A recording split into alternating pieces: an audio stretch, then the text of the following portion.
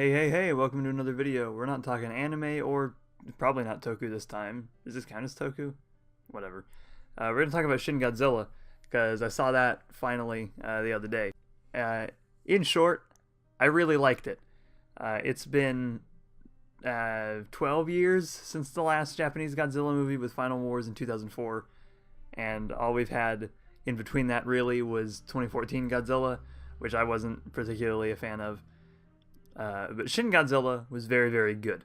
I just want to say, if you're planning on seeing this movie and you're expecting a cheesy monster movie where Godzilla goes around and destroys shit and that's all that really happens, you're not going to get that out of this.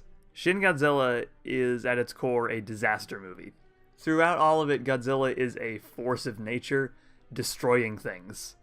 And the movie is very much about how people, specifically the government, is dealing with this. The original Godzilla from 55, I think was when it came out, was about how the general public dealt with the actual tragedy and the disaster. Shin Godzilla is about how the government is dealing with it and how to stop it and calm everybody down. And because of that, sometimes it can be a little slow, because a lot of the movie is people talking about what they should or shouldn't do and what effect this could have on how everybody sees Japan and how their capabilities to deal with threats. So there's some political jargon. So at times it drags, but for the most part, I think it does a pretty good job of keeping things interesting.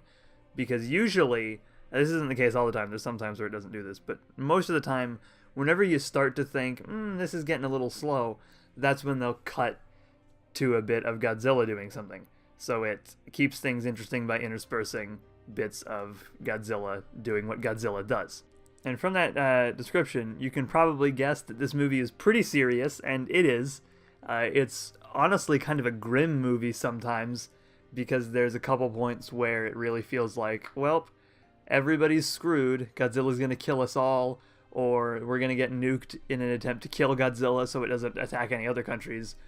So it can be kind of a dark movie, but it adds some levity by having a little bit of humor. There's not a whole lot, because it knows that if you put too much humor, you sabotage the tone of the rest of the movie, but there's a couple jokes. The one that sticks out to me the most is after they appoint an acting prime minister after the first one dies. During his first meeting with all of the military officers, he's got this bowl of ramen sat in front of him, and after he's done talking to everybody, he goes to eat it, and he says something like, "The noodles are soggy. I knew this job would be hard," or something along those lines. And that's really funny, and there's a couple jokey bits like that throughout the movie. But for the most part, it's pretty serious. If there's one thing that I could say is probably, I guess, a knock against the story, if anything, I wouldn't consider it a major issue, but somebody might. There's not really any main characters, and the characters in the movie don't get a whole lot of development, because the movie's not about, character arcs, really. There's kind of a main character in Yaguchi and some a woman whose name I don't remember right now. But for the most part, there's not really a main character, and nobody develops a whole lot, because the movie's not about that. The movie is about Godzilla, and the movie is about the government dealing with Godzilla. But if you're a fan of character arcs, then you're not going to find those here. However, I don't personally think it's that big a deal, because that's not what the movie is about.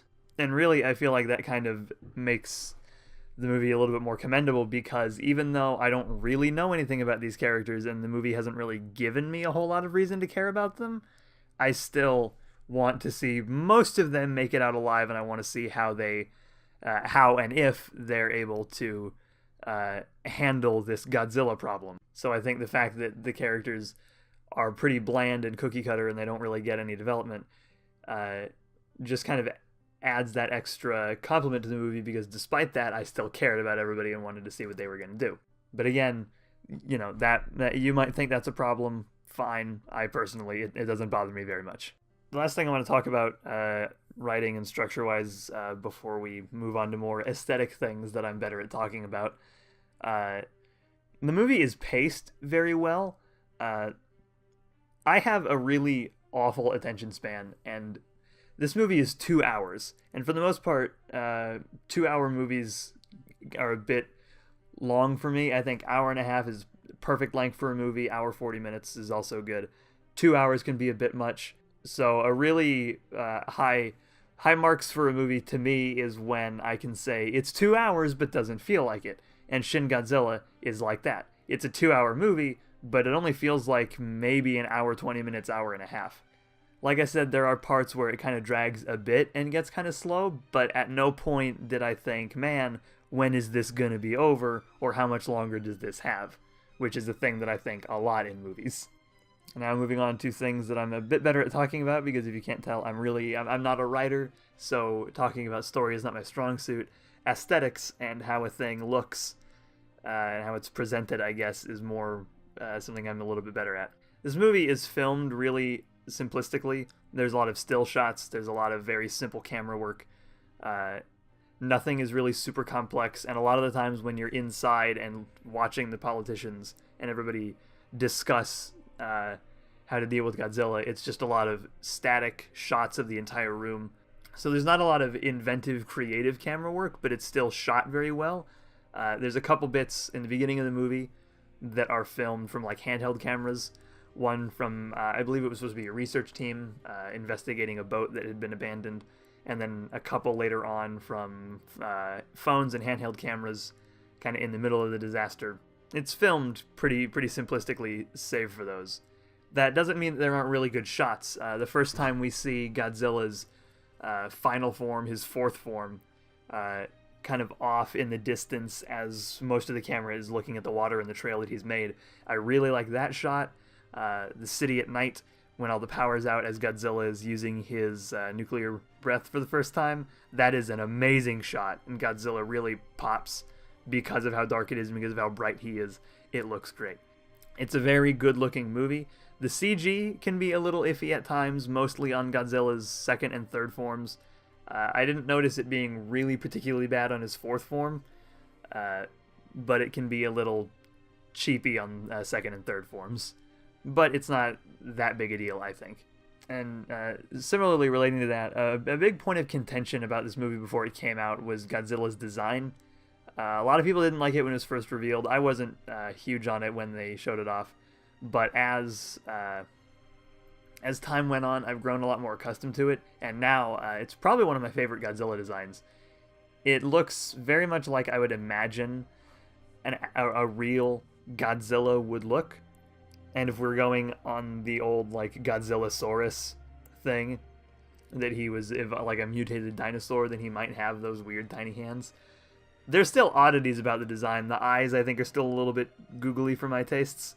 But generally, I do like the design. It's a reviewer who talked about the Monster Arts figure that is apparently not very good, which saddens me, described the design as controlled chaos, which it really is. It's a chaotic design. It looks like a monster, but there's still thought put into it to make it look consistent despite the insanity, and it looks very nice.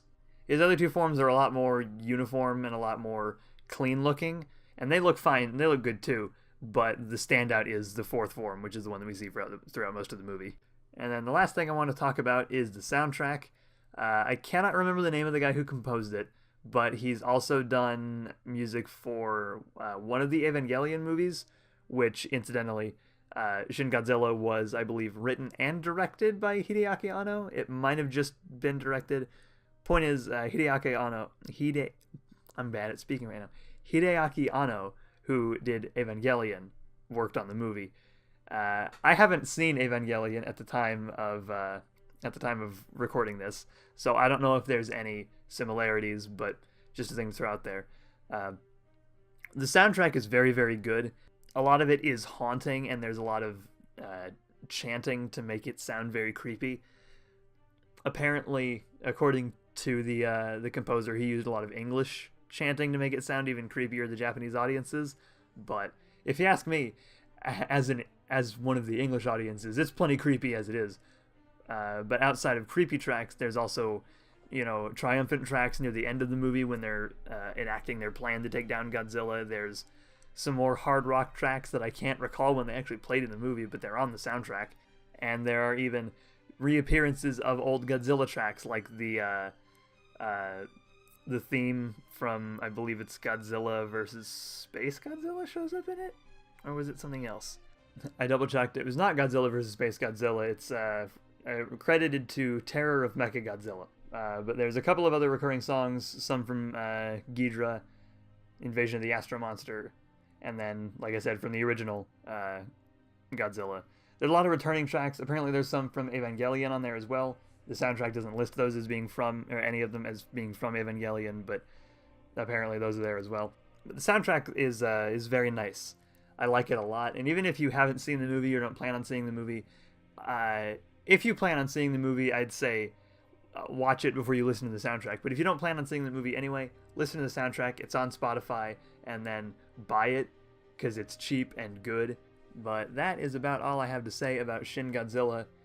In summation, it's a really good movie that at some points kind of drags, but ultimately I thought was very, very good.